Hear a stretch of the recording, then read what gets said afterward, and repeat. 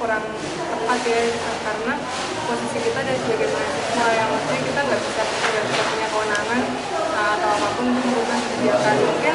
Mungkin itu mereka masih pengen balik ke tahun 98 yang mereka bisa people power, memulihkan kekuasaan segala macam. Kalau menurut aku demo-demo anarkis yang sekarang terlalu sporadis gitu, jadi sekalipun di sini ada, di sana ada, tapi itu terlalu sifatnya nggak masif gitu, nggak segede 98. Jadi menurutku itu buang waktu aja, nonsens gitu, jadi nggak akan jadi apa-apa untuk merubah kebijakan itu dulu.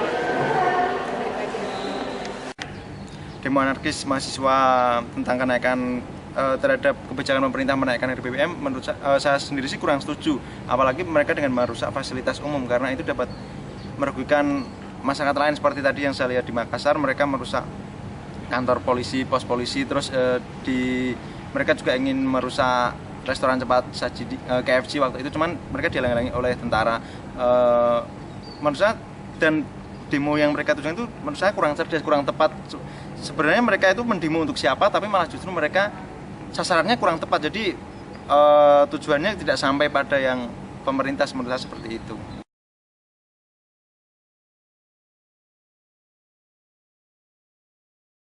Wajar lah kalau sekarang di alam politik yang sangat terbuka, setiap elemen masyarakat bisa mengekspresikan pendapat mereka ya.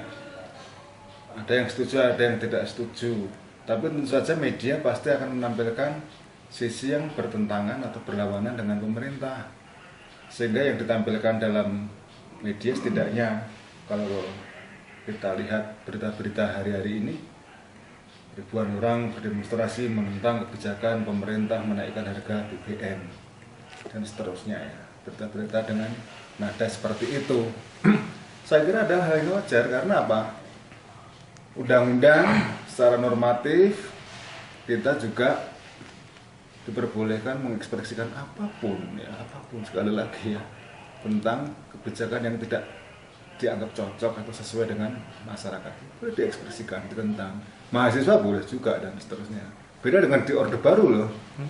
Di zaman Orde Baru, dengan namanya demonstrasi itu langka, sehingga ada 5 atau sampai 10 orang atau berapa puluh orang, nggak sampai 50 atau 30 bahkan, demonstrasi ditangkap, bahkan nggak tahu, diculik, dan beritanya nggak ada di media. Bayangkan, luar biasa. Jadi kalau di zaman Orde Baru itu, zaman Soeharto, tahun 66 sampai tahun 98, demonstrasi menjadi satu hal yang luar biasa.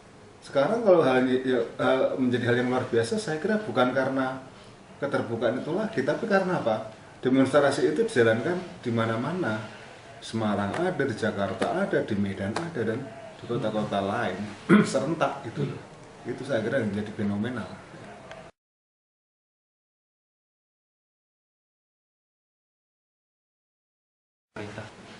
Saya bukan juru bicara pemerintah, dalam ini saya harus katakan secara jelas tadi bahwa kalau anarkis saya kira bukan masalah didengar atau tidak didengar ya.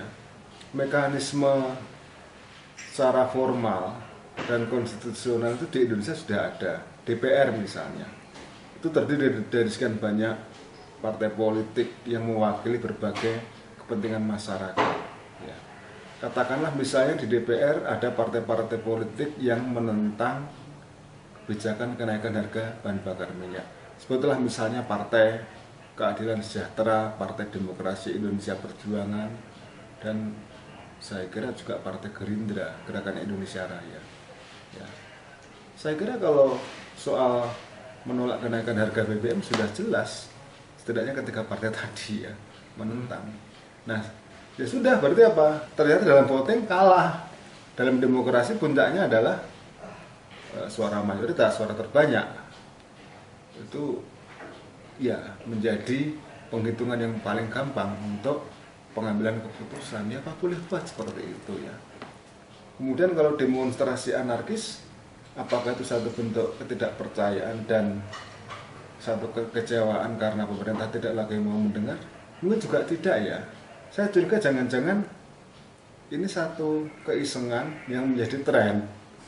Kalau demo nggak anarkis, mohon maaf ya, kalau demo nggak nyerang polisi, kalau demo nggak bentrok dengan aparat keamanan, rasa-rasanya bukan demonstrasi yang cukup heroik ya. Maka supaya ada unsur heroisme itu, demonstrasi kemudian dimunculkan dalam satu aksi-aksi yang disebut sekarang sebagai anarkisme. Meskipun kata anarkisme menurut saya nggak cukup cocok dipakai dalam konteks demonstrasi yang mengarah pada kerusuhan ini gitu loh. Saya kira ini tren ya, supaya ada sisi yang bisa ditampilkan atau ditonjolkan oleh para demonstran. Apa misalnya menentang polisi menggunakan kekerasan, menurut saya kekonyolan aja, itu bukan kepahlawanan. Kemudian dikejar-kejar seakan-akan itu polisi itu musuh dan sebagainya. Kalau memang tugas polisi itu adalah menjaga keamanan, ya biarkan aja mereka menjaga keamanan. Kalau demonstran ada yang rusuh, bikin kisruh, bikin kacau, ya memang harus ditindak, kan ada undang-undangnya. Selesai kan? Saya kira itu apa ya, bukan sisi ketidakpercayaan. Mungkin juga ada seperti itu, tapi saya merasa bahwa itu lebih satu cara untuk menunjukkan supaya ada kelihatan heroik, kelihatan dianggap berani. Dan kalau sudah seperti itu, nanti ada sisi yang bisa ditonjolkan, ditampilkan di media. Saya curiga jangan-jangan supaya bisa masuk TV gitu. Mohon maaf ya, mungkin saya terlalu sinis.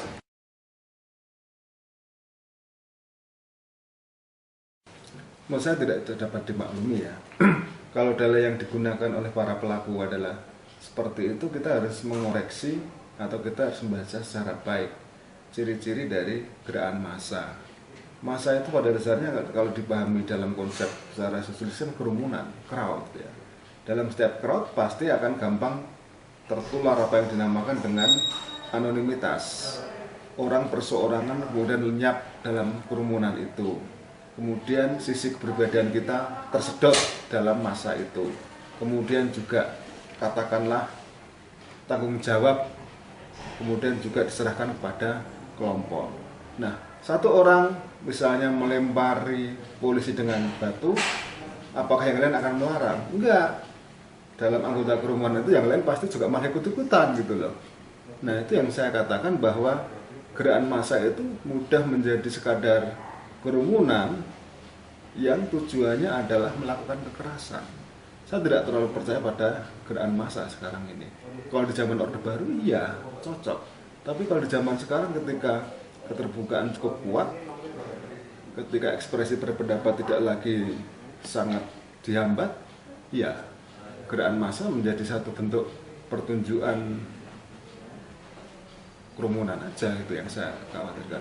Kemudian kalau dikatakan pemerintahnya tidak mau mengubah dan sebagainya, saya kira justru kalau kita bersetia pada satu partai politik tertentu, tekan dong partai itu supaya punya sikap yang jelas, jangan oportunistik. Karena bagaimanapun partai-partai ini kan sebenarnya adalah lembaga-lembaga yang menjadi instrumen untuk menyalurkan gagasan atau pendapat dari masyarakat. Nah, organisasi-organisasi yang lain juga seperti itu. Saya kira mahasiswa tidak usah takut ya kalau nggak demonstrasi nanti dianggap ya banci atau nggak berani. Biar aja, kalian punya pendapat sendiri, mau demo atau enggak kan ya urusan masing-masing. Jangan takut, wah kamu tuh ada apa-apa kok diem aja, ada masalah kok diem aja. Masalahnya apa? Coba dong tunjukkan bahwa kenaikan harga bahan bakar bermasalah. Tunjukkan secara akademis. Kemampuan mahasiswa kan pada sisi analisisnya ini kan, karena dia sudah dibekali oleh berbagai mata kuliah yang bisa mengurai masalah ini. Jadi kalau menurut saya dikit-dikit demo untuk menunjukkan apa yang disebut sebagai bagaimana membuktikan keterlibatan mahasiswa dalam urusan sosial, saya kira bukan demo lagi ya, tapi ada aktivitas yang lain yang lebih bisa dimengerti. Kira kalau kita membahas ini ya, saya coba ingat kembali, saya bandingkan dengan zaman Orde Baru. Dulu kalau pas demonstrasi ketika masih dianggap normal dalam tanda kutip ya, artinya masanya masih sedikit, yang mengatasi itu polisi. Seingat saya brigade mobil ya. Artinya apa? Nggak cukup, nggak usah ditakutkan lah dengan masa yang sedikit ini. Kemudian di zaman Orde Baru itu juga kalau demonstrasinya sudah melibatkan massa yang besar, jumlah kerumunan yang banyak, kemudian melibatkan tentara ya. Nah, saat itu kalau tahun 98 di era reformasi, masa reformasi, kemudian terjadilah bentrok sampai ada yang tewas, ditembak gitu kan mahasiswa.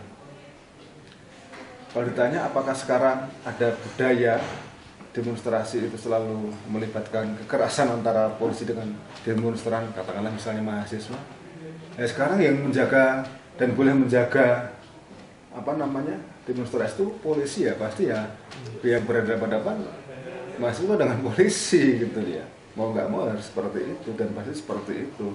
Saya kira belum jadi budaya ya, hanya beberapa pada kasus saja, misalnya demonstrasi akhir-akhir ini saja gitu. Tapi demonstrasi yang lain tidak kok. Setidaknya kalau saya amati dari pemberitaan media ya, demonstrasi yang lain saya kira tidak seperti itu. Dan kalau memang agendanya mau membuat bentrokan demonstran dengan polisi, ya tujuan luhur dari demonstrasi itu sendiri nggak ada dong. Tujuan demonstrasi apa sih? Demonstrate tangannya kan menunjukkan. Nah sekarang mau ditunjukkan perasaan, maka dinamakan unjuk rasa, menunjukkan perasaan tidak puas misalnya seperti itu. Saya kok menganggap bahwa kalau sekarang dianggap ada kultur bentrok polisi dengan demonstran, nggak tepat ya. Justru harus kita lihat atau kita tanyakan motif yang mendasari para demonstran melakukan kekerasan terhadap polisi atau sebaliknya polisi terhadap demonstran. Siapa yang nggak intelektual, siapa yang nggak rasional? Kita lihat. Jangan-jangan dua-duanya, ya. Jangan-jangan mahasiswanya, atau jangan-jangan polisinya yang ringan tangan.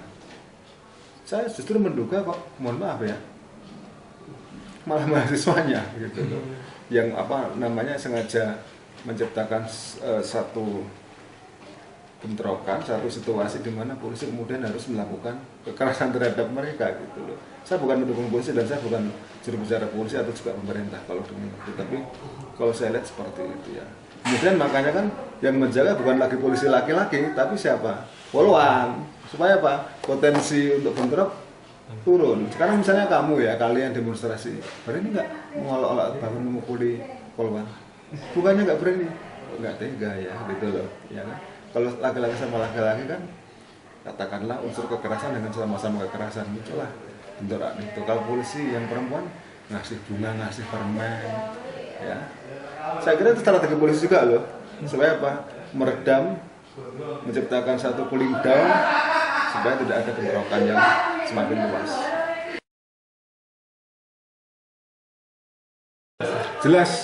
Jelas saya setuju dengan pertanyaan itu dan saya menjawabnya dengan kata iya dan jelas betul bahwa kalau kita mau berdemokrasi ya otomatis berdemonstrasilah dengan cara-cara yang santun ya. Saya justru menyalahkan kelompok-kelompok demonstran yang sengaja menskenariokan terjadinya bentrok, terjadinya kekerasan antara polisi dengan demonstran itu sendiri.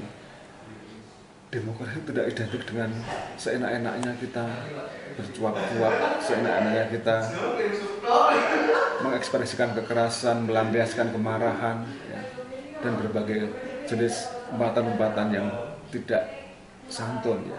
Justru kalau kita mau demonstrasilah dengan damai, tunjukkan sikap kita. Kalau merasa tidak cukup, jangan berdemonstrasi di jalan, tampilkan gagasan-gagasan lewat berbagai medium ya. Kumpulkan misalnya himpunan Facebookers, 1 juta Facebookers menolak kenaikan harga BBM. Artinya apa? Kita tidak lagi harus ngomong di dunia yang real, demonstrasi di lapangan atau di jalanan, tapi juga dunia virtual bisa kita kerahkan loh.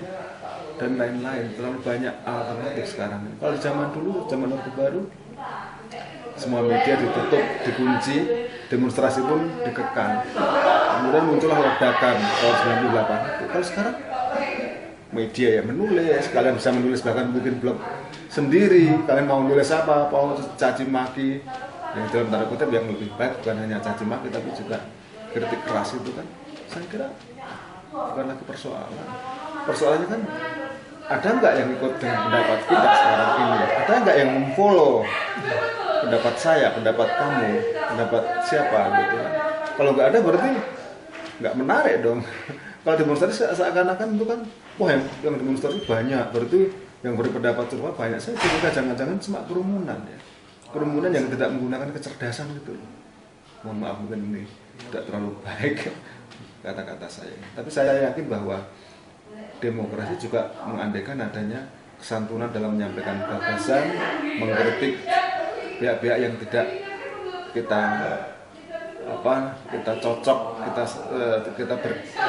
sesuai dengan pendapat mereka. Saya kira kesantunan harus tetap dijaga ya. Saya kira itu.